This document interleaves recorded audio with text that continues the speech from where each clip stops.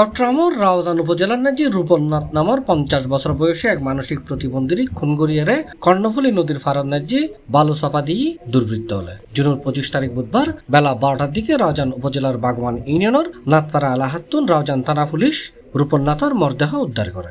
মানে মানসিক ভারসাম্যহীন রূপনে আর ব্যাকরণ শ্রেণী এলাকার ব্যাকরণ শ্রেণী ফল হিসেবে ইতার এখন মারিয়ারা নদীর পাড়ার মাঝে মাটি চাপা দিয়ে রেখে তাই এখন সরজমিনে আইয়া চাইলাম ঠিক আছে কেউ ওই ইতার মারিয়ারা গাছের পাতা দিয়ে আর মুকুন মাঝে বালি দিয়ে এই ফেলে রেখি অফিসারের ফোন করছি তো আইয়ারে তারা আইনের পরে আত্মপোষা করছি কি দেখুন আমাদের এইভাবে দেখি এইভাবে দেখানোর পরে আইন শৃঙ্খলা বাহিনীর ইনফরমেশন দিই এই লাশ পাওয়া গিয়ে তাই এলাকার মাঝে ফল হিসেবে ব্যাকরণ স্বীকৃত মাঝে মধ্যে ওই ছুরি চামারি করতো গড়িয়ে কিছু না করতেন মনে করেন আতুম করি অনেকে ফোর নিয়ে ফেলে দিই খালো নিয়ে ফেলে দিই এই হলে এলাকার মাঝে মাঝে মধ্যে মানুষ বাধ্যরও করতো। নিহত রূপন বাগওয়ান ইউনিয়নের 5 নম্বর ওয়ার্ডের পশ্চিম নাথপাড়ার ননী গোপালনাথর ফোয়া সবাইয়ের মধ্যে তে আসিল ব্যাকরণের বড় এবং তে 3 কন্যা সন্তানের জনক। স্থানীয় হতা হয়ে জানা গেই 7-8 বছর ধরে রূপন মানসিক বিকারগ্রস্ত।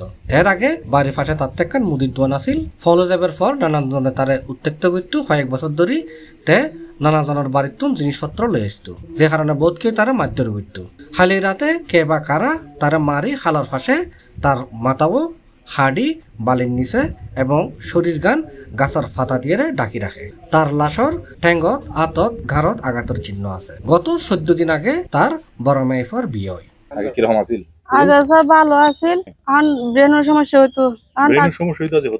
স্যার বহুত বছর ধরে স্যার ডাক্তার বইতে বহুত দেখায় স্যার মেয়ের ডাক্তার দেখাতে হাতে দ্রুত গিয়ে বৈদ্য দেখায় ডাক্তার দেখাবে কিন দেখায় এই যে 6-7 বছর ধরে আজ বউ স্যার বাচ্চা নিয়ে নদের কিছু নদের চুরি শাদি করে আনি না এক কারণ না রাখি আর মাই ফলো না রাখে আর দাঁড়া আলি মাগে খাইও মেসি তো খুঁজে খাইও তো হারাতে একদিন আর হাইতার নাই তো এই বেগি ভাজা হালিয়ে তো হতুম বলে চুরি করে এনে দেয় ইতারাইছি তারা এর মানে দৈত্য চাইয়ে ধরি না পারে সাদু দুড়িয়ে উন্দা আগে কুড়িয়ে শাশুর কারোর দিন আমি আর তোর ঘর মধ্যে বাংসুর করছি বাংসুর গড়না পরে দূর হাজবেন্ড করছি রে হাজবেন্ড হইবে গড়না পরে তবে তার আগে তারপর আবার রাতি এর কেন শুনতে পারে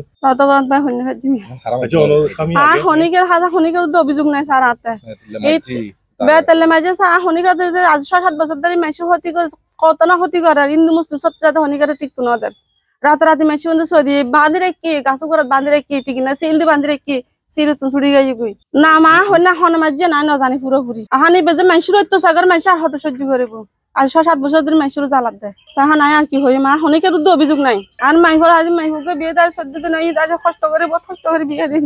ইন্দি খবর পাইলে রাউজান রাঙ্গুনিয়া সার্কেলের সহকারী পুলিশ সুপার নুরুল আমিন ও রাউজান থানার ভারপ্রাপ্ত কর্মকর্তা মনিরুল ইসলাম ভুঁইয়া ঘটনাস্থলত উপস্থিত হয়ে লাশ উদ্ধার করে ময়নাতদন্তলায় মর্গে প্রেরণ করে। ঘটনাস্থল পরিদর্শন তাইনে রাউজান রাঙ্গুনিয়া সার্কেলের সহকারী পুলিশ সুপার নুরুল আমিন হই রূপনাথ মারা গেছে সেখানে নদীর পাড়ে তার লাশ পাওয়া গেছে।